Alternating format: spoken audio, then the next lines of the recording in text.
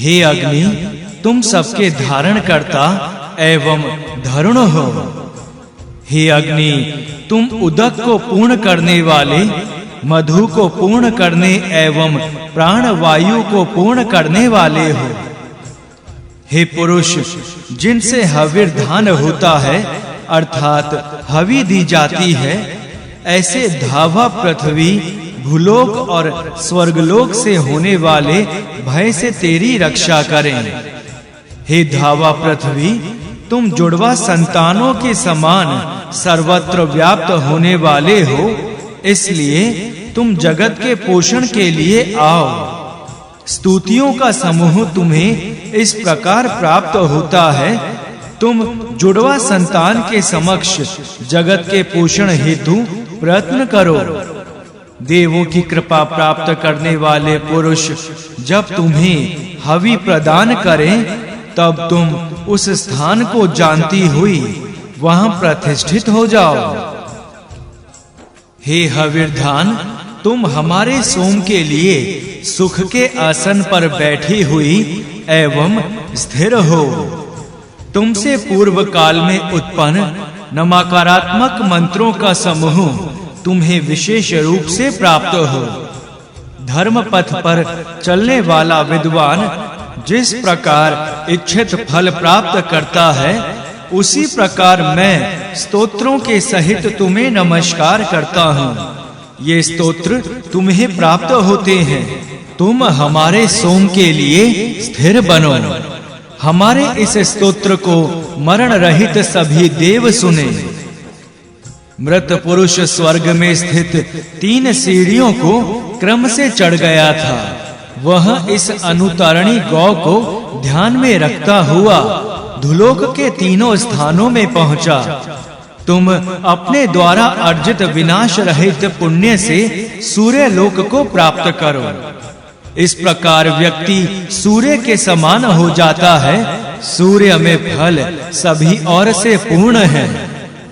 सृष्टि के आरंभ में विधाता ने इंद्र आदि देवों के निमित्त किस प्रकार की मृत्यु की व्यवस्था की थी, इसके बाद सूर्य पुत्र यम ने बृहस्पति के कृपा पात्र मनुष्यों की देह को सभी ओर से खींचकर प्राणहीन किया।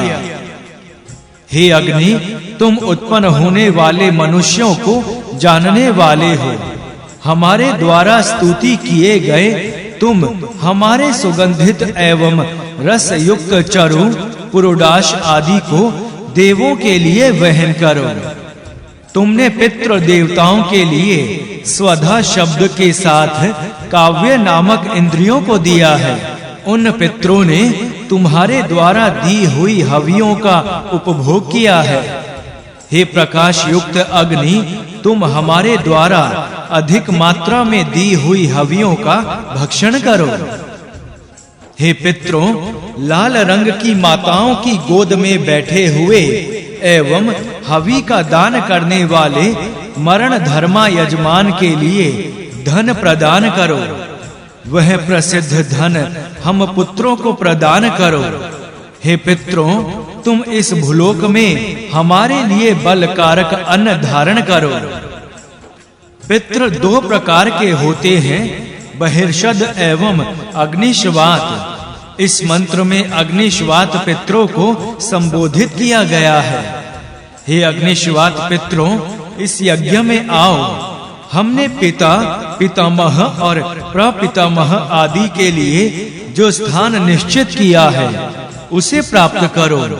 कुशाओं पर जो हवियां शुद्ध की गई हैं, उन चरु, पुरोडाश आदि हवियों का भक्षण करो। हवि भक्षण से संतुष्ट तुम हमारे लिए सभी वीरों से युक्त धन प्रदान करो। हमारे द्वारा बुलाए गए पितृ सोम रस पान के अधिकारी हैं।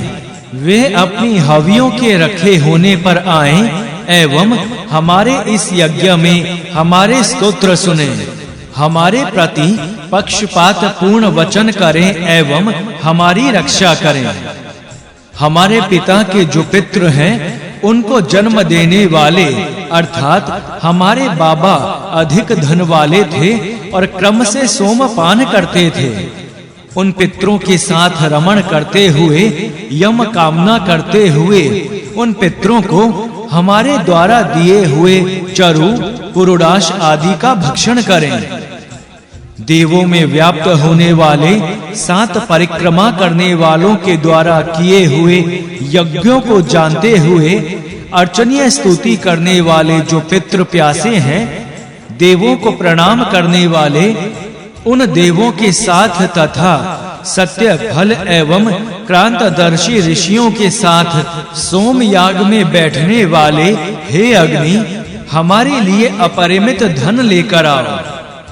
जो पितृ सत्य का भाषण करने वाले, चरु, पुरुडाश आदि हवियों का भक्षण करने वाले, सोम रस का पान करने वाले इंद्र तथा अन्य देवों के साथ एक रथ पर बैठे हुए हैं, उन शोभन धनों वाले एवं उत्कृष्ट पूर्व पुरुषों के साथ यज्ञ में बैठने वाले हे अग्नि, तुम शीघ्र हमारे सामने आओ।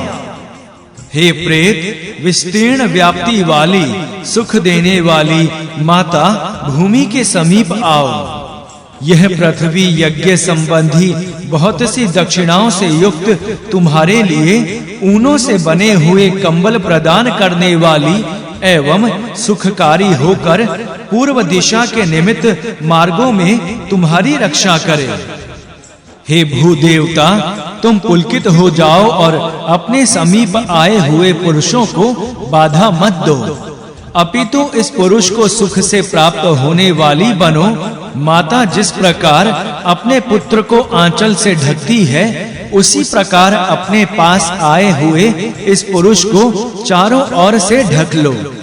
इससे इसे शीत, उष्ण आदि दुख नहीं होंगे। पुलकित पृथ्वी सुखपूर्वक स्थिर रहे। शमशान में उगी हुई हजारों औषधियां अर्थात जड़ी बूटियां तुम्हारे आश्रित हों, तुम्हारे लिए ही टपकाने वाली हों। इस मृत पुरुष के लिए सभी दान सुख देने वाली पृथ्वी को गृह निर्माण के लिए धारण करते हैं। वे शमशान देश में रक्षक बने। हे मृत पुरुष, तेरे लिए मैं इस पृथ्वी को ऊंची बनाता हूँ। तेरे चारों ओर सभी प्राणियों से युक्त इस भूलोक को धारण करता हुआ मैं हिंसा का आधार ना बनूं।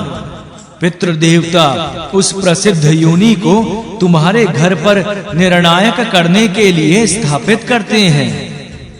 हे अग्नि, खाने के इस साधन को टेढ़ा मत करो। यह चमचा देवों तथा मनुष्यों और सोम रस के पात्र देवों को प्रसन्न करने वाला है। देवता इस चमच के द्वारा अमृत पीते हैं। इस चमचे से मृत्यु रहित इंद्र आदि सभी देव प्रसन्न हैं।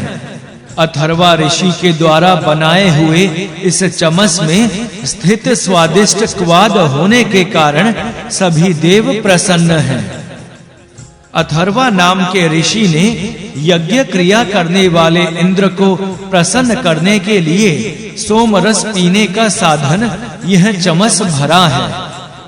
ऋत्विजों का समूह इस चमच से हवन से बची हुई हवि का भक्षण करता है। अथर्वा ऋषि द्वारा बनाए हुए इस चम्मच के लिए चंद्रमा सदा सोम रस टपकाता है।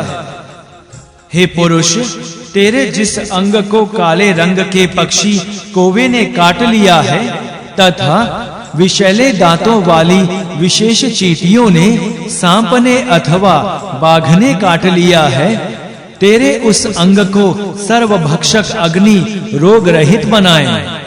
जिस सोम ने रस के रूप में ऋषियों में प्रवेश किया है, वह सोम तुझे रोग रहित बनाए। फल पकने पर समाप्त होने वाली औषधियां हमारे लिए सार वाली हों। मेरे शरीर में स्थित जो बल है वह भी सार वाला बने। जलों से संबंधित दूध का जो सार अंश है वह फसलों और जड़ी बूटियों में स्थित सार अंशों के साथ मुझे शोभन बनाए। जल के अधिकारी देव वरुण स्नान से मुझे शुद्ध करें। प्रेत के कुल में उत्पन्न ये नारियां वैधव्यसहीन श्रेष्ठ पतियों वाली होती हुई घृत से मिले हुए अंजन से स्पर्श प्राप्त करें। ये आंसू ना बहाने वाली, रोग रहित और शोभन आभरणों वाली होकर संतान को जन्म देने के लिए स्वस्थ हों।